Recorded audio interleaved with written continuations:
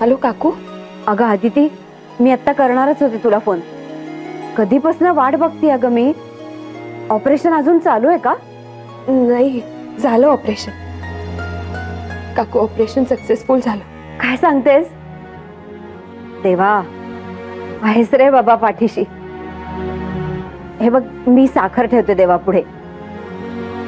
आदिती, आता अण्णांना बरं वाटेल नाही? हो काकू.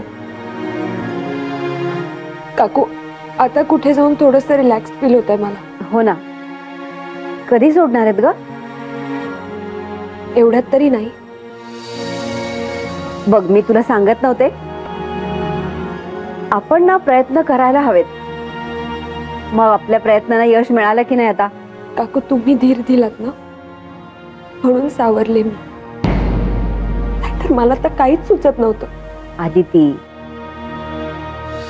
जय काय करतोय? त्याची पण खूप धावपळ होते नाही? काका आणि जय दोघांची खूप दगदग झाली. काका तर रात्रभर जागे होते. काकू, मी काकांना घरी पाठवते. हो, बरोबर.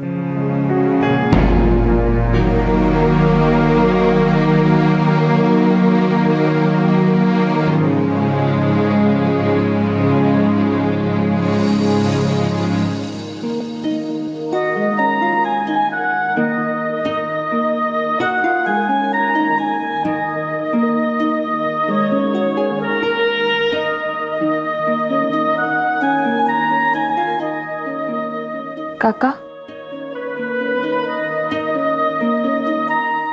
मी काकूंना फोन करून कळवलं अण्णांचं ऑपरेशन झालं म्हणून. खूप काळजीत होत्या ना त्या, म्हणून. त्यांना सांगितलं मी तुम्ही अजून इथेच आहात म्हणून. पण आता ऑपरेशन झालंय काका,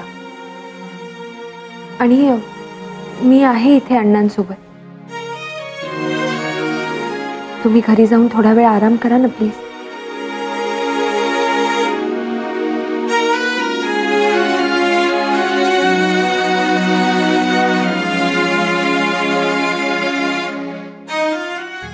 काका,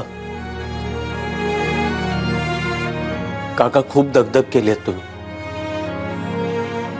घरी जाऊन जरा आराम करा प्लीज.